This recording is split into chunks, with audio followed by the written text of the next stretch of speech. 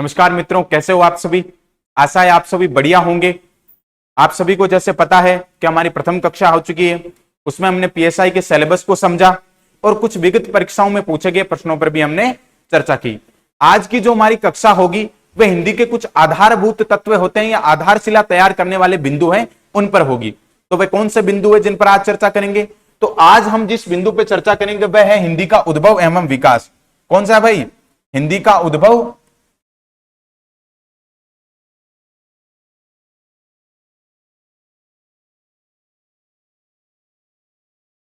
उद्भव एवं विकास।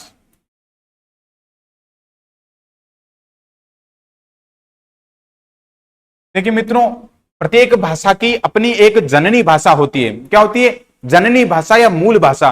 तो हिंदी की भी होनी चाहिए। तो हिंदी की वह कौन सी है और आज जिस हिंदी जिस स्थिति में है वह किस क्रम से निकल कर आई, कौन सा उसका स्रोत है, कौन से उसका क्रम है, इस पर आज हम चर्चा करेंगे।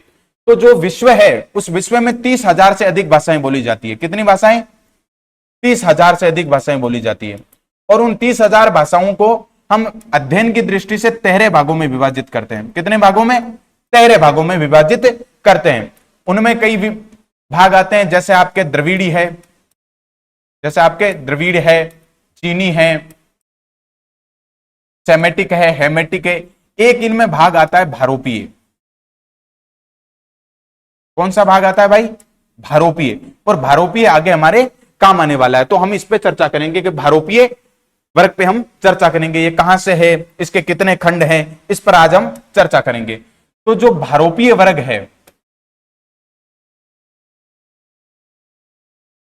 भारोपीय वर्ग के जो मूल स्थान है, इस वर्ग की जो भाषा थी, इसको बोलने वाले लोगों का जो मूल स्थान वह समझा जाता है, वो मूल स्थान माना जाता है ब्रांदेस्ताइन। ब्रांदेस्ताइन।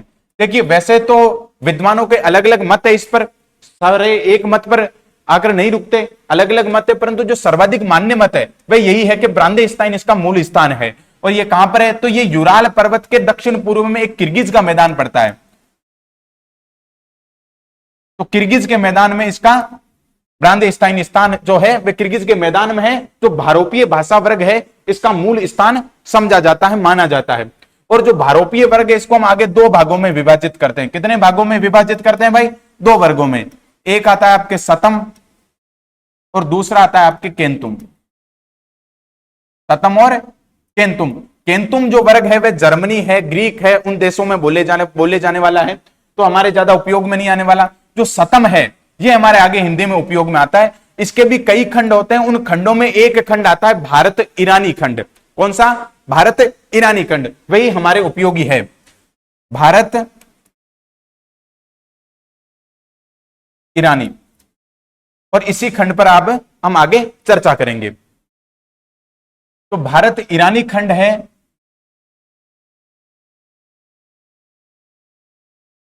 इसको एक और नाम से भी जाना जाता है। इसको एक और नाम से जाना जाता है। क्या नाम है भाई? आर्य शाखा। हमारे पूर्वजों को क्या कहा जाता है? आर्य। तो इसको आर्य शाखा भी कहा जाता है। किसको? भारत ईरानी को। अब जो भारत ईरानी भाषा है इसको बोलने वाले लोग अलग अलग स्थानों पर गए, तो इसके अलग अलग भाग बन गए, ये अलग अलग विभाजित हो गई। और वो कौन कौन से हैं?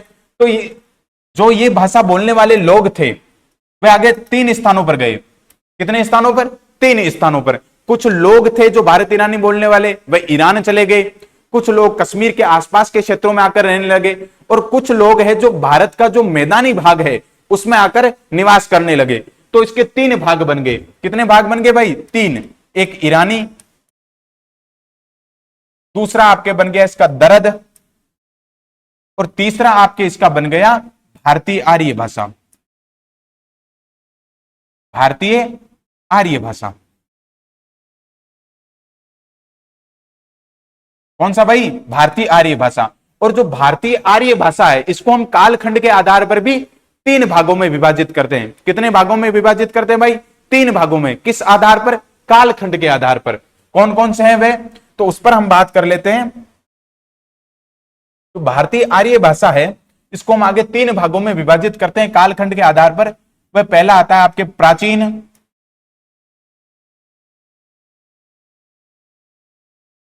भारतीय आर्य भाषाएं।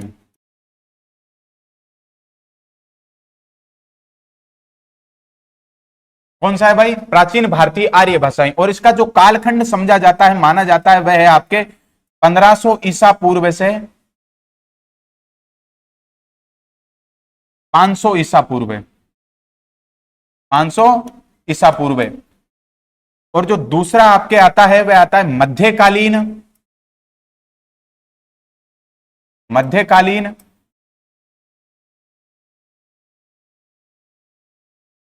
भारतीय आर्य भाषाएं, मध्यकालीन भारतीय आर्य भाषाएं। तो मध्यकालीन भारतीय आर्य भाषाएं, इनका समय काल क्या माना जाता है? तो भाई इसका माना जाता है 500 ईसा पूर्व से, 500 ईसा पूर्व से 1000 ईस्वी तक। कब तक माना जाता है भाई? 1000 ईस्वी तक। और इसका जो तीसरा खंड है, तीसरा जो भाग है वह आता है आधुनिक भाषा, आधुनिक भारतीय आर्य भाषाएं। आधुनिक भारतीय आर्य भाषाओं का जो कालखंड माना जाता है वह माना जाता है 1000 ईस्वी से, 1000 ईस्वी से अब तक, 1000 ईस्वी से अब तक। तो भारतीय आर्य भाषा है, उसको कालखंड के आधार पर हमने कितने भागों में बांटा? 3 भागों में बांटा। कौन कौन से? तो प्राचीन भारतीय आर्य भाषाएं जो 1500 ईसा पूर्व से 500 ईसा पूर्व तक है। दूसरी आती है मध्यकालीन भारतीय आर्य भाषाएं जो 500 ईसा पूर्व से 1000 ईस्वी तक है। और तीसरा आपका आता है आधुनिक भारतीय आर्य भाषाएं जो 1000 ईस्वी से अब तक समझी जाती है, मानी जाती है। आगे हम बात करते हैं, जो भारत ईरानी थी उसमें भारतीय आर्य भाषा के बाद में संस्कृत आती है। वह संस्कृत को 2 भागों में विभाजित करते हैं। कितने भागों में? 2 भागों में। और उसका पहला जो भाग होता है वह आता है वैदिक संस्कृत। कौन सा भाग है भाई? वैदिक संस्कृत। और जब वैदिक संस्कृत लोग बोलते थे तो उसमें कुछ साहित्य भी रचा गया होगा। तो साहित्य रचा गया, उसके अंदर संहिता, उपनिषद, जो संहिता व उपनिषद लिखे गए वे लिखे गए वैदिक संस्कृत में। किसमें लिखे गए? वैदिक संस्कृत में। और जब ये साहित्य के केंद्र में वैदिक संस्कृत थी तब जनमानस साहित्य की भाषा नहीं बोलते हैं, वह उससे सामान्य भाषा बोलते हैं। तो जो सामान्य भाषा, जब ये वैदिक संस्कृत साहित्य के केंद्र में थी तब सामान्य भाषा थी लौकिक संस्कृत। कौन सी थी भाई? लौकिक संस्कृत। लौकिक संस्कृत जब जनमानस में व्याप्त थी तब सामान्य बात है कि धीरे धीरे लौकिक संस्कृत जो साहित्य के केंद्र में आ गई भाषा। तो जब साहित्य के केंद्र में आई तब इसके अंदर कुछ साहित्य लिखा गया होगा। तो वह साहित्य कौन सा है? तो इसमें 2 महाकाव्य लिखे गए। कितने काव्य लिखे? 2 महाकाव्य लिखे गए। कौन कौन से? एक तो रामायण, एक तो रामायण और दूसरा महाभारत हमारे महाकाव्य हैं। और दोनों महाकाव्य किस भाषा में लिखे गए? लौकिक संस्कृत के अंदर। और जो संस्कृत का पहला हमें जो संस्कृत शब्द मिलता है वह भी रामायण के अंदर मिलता है। किसके अंदर मिलता है? रामायण के अंदर मिलता है। और लौकिक संस्कृत धीरे धीरे साहित्य के केंद्र में चली गई। तब जो जनमानस में धीमे धीमे एक भाषा आई, पाली। कौन सी भाषा आई आपके? पाली। पाली को हम एक और नाम से जानते हैं, इसको प्रथम प्राकृत भी कहते हैं। हम क्या कहते हैं भाई? प्रथम प्राकृत।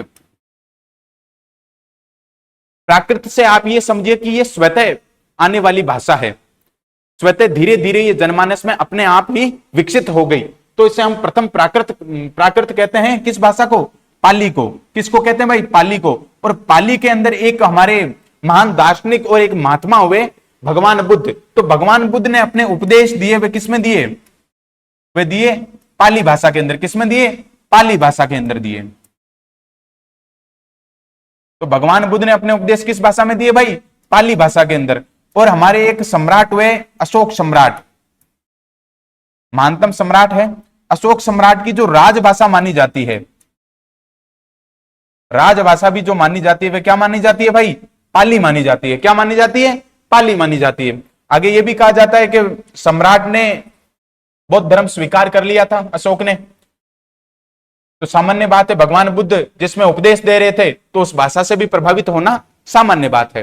तो पाली के बाद में जो भाषा आती है वह आती है प्राकृत। इसको हम द्वितीय प्राकृत भी कहते हैं। क्या कहते हैं? द्वितीय प्राकृत भी कहते हैं। और प्राकृत भाषा के अंदर एक महानतम हमारे महात्मा हुए भगवान महावीर। भगवान महावीर, भगवान महावीर ने अपने जो उपदेश दिए वह प्राकृत भाषा में दिए। किस भाषा में दिए भाई? प्राकृत भाषा के अंदर दिए। तो हम ये कह सकते हैं कि उस वक्त जैन साहित्य लिखा गया, जैन साहित्य लिखा गया तो किस भाषा में लिखा गया भाई? प्राकृत में लिखा गया। किस में लिखा गया? प्राकृत में लिखा गया। और धीरे धीरे समय के पहिए के साथ कुछ नई भाषा आई, और वह नई भाषा कौन सी थी भाई? वह थी अपभ्रंश। अपभ्रंश कोई अलग भाषा नहीं है, प्राकृत से ही टूटकर, बिगड़कर, या आप कह सकते हैं परिमार्जित होकर या परिष्कृत होकर बिगड़ा हुआ रूप ही प्राकृत का क्या हो गया? अपभ्रंश हो गया।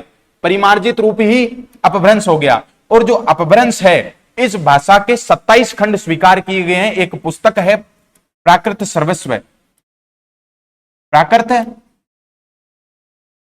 सर्वस्व, उसके अंदर इसके 27 खंड स्वीकार किए गए। कितने खंड स्वीकार किए भाई? 27 खंड स्वीकार किए गए। हालांकि 27 खंड हमारे उपयोगी नहीं है, क्योंकि आगे हम हिंदी पढ़ना जा रहे हैं। हमारे जो खंड उपयोगी हैं उन पर हम चर्चा करेंगे। वे कितने खंड हैं? तो वे 3 खंड आते हैं। कितने खंड आते हैं भाई? आपके 3 खंड आते हैं। कौन कौन से? पहला आपका सौरसेनी, सौरसेनी। दूसरा आपके जो इसमें खंड आता है वह आता है मागधी। और तीसरा जो आपके इसमें खंड आता है वह आता है अर्धमागधी।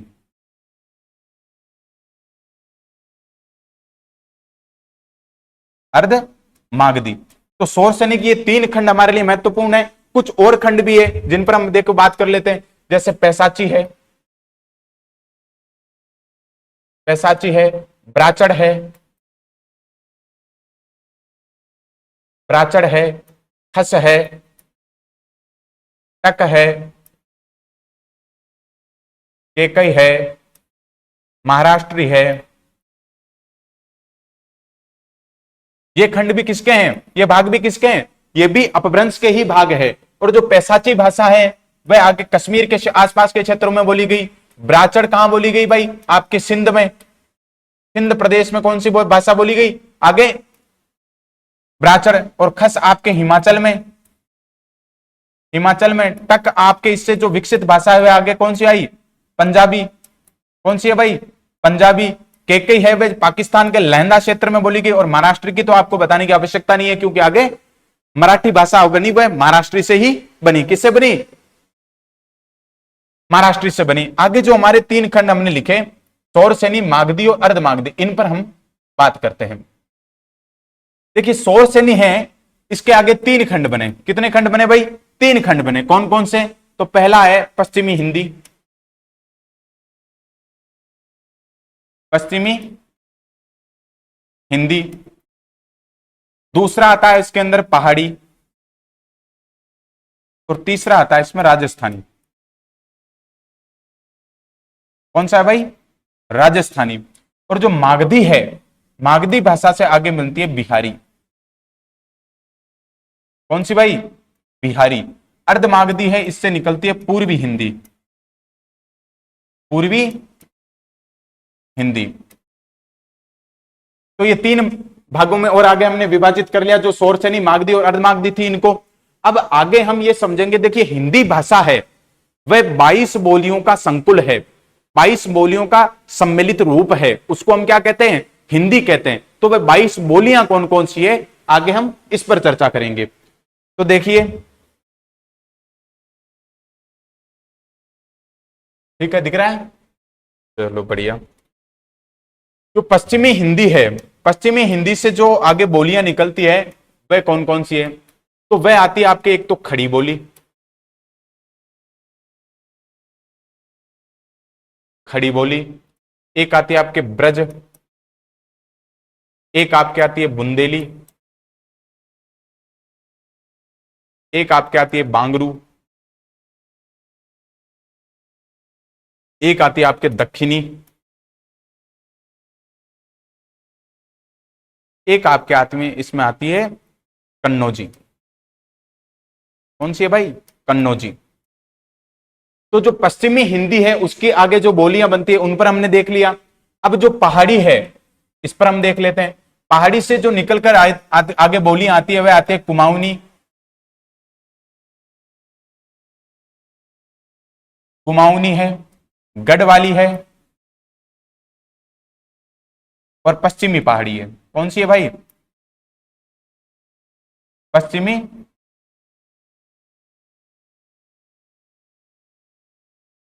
पश्चिमी पहाड़ी है, पश्चिमी पहाड़ी है। और जो बिहारी है, बिहारी से आगे तीन भाषाएं आती है। कितनी भाषाएं? तीन बोलियां आती है आगे। कौन कौन सी है वह आती है आपके इसमें मगही,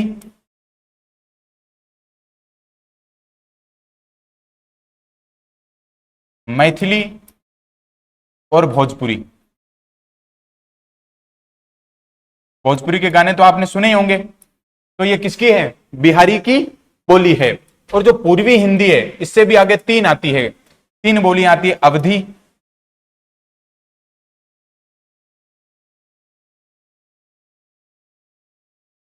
छत्तीसगढ़ी, अवधी, छत्तीसगढ़ी और बघेली।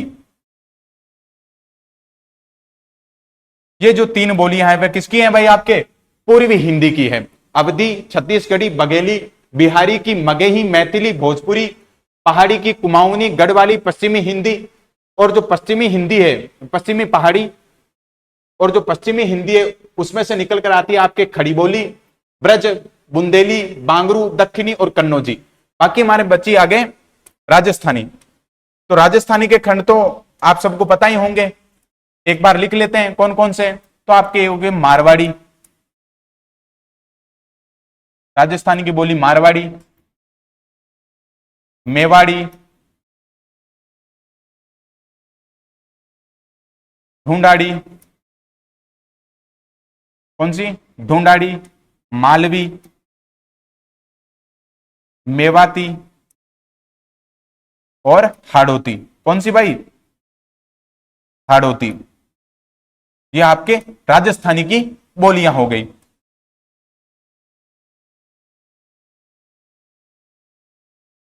ये क्या हो गया भाई?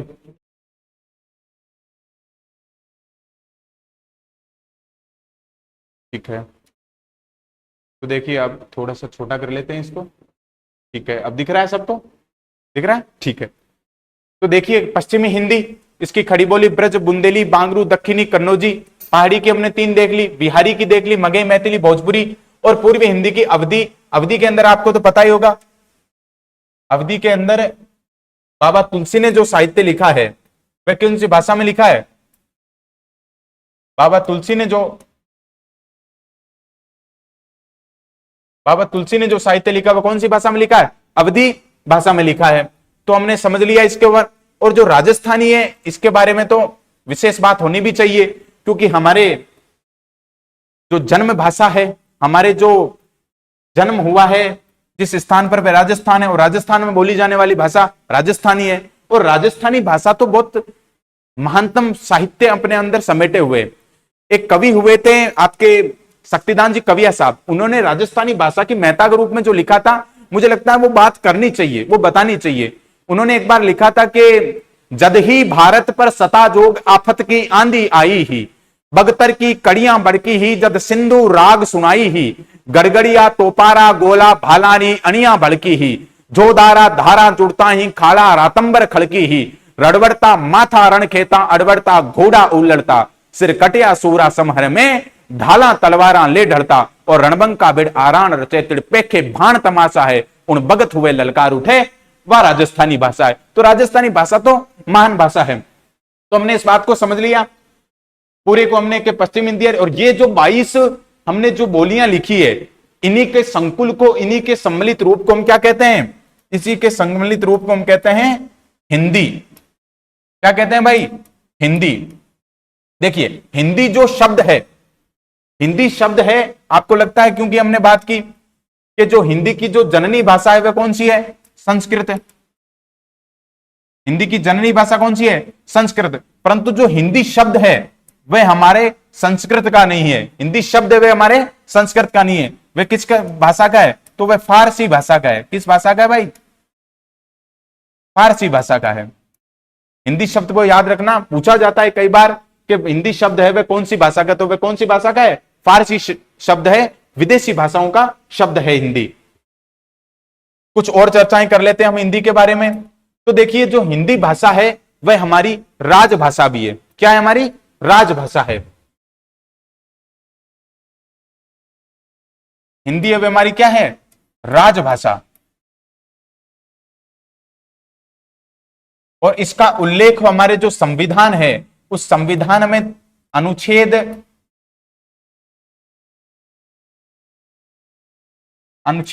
343 से लेकर अनुच्छेद 351 तक इस भाषा के बारे में, हमारी राजभाषा के बारे में उल्लेखित है हमारे संविधान के अंदर। तो हिंदी हमारी क्या है?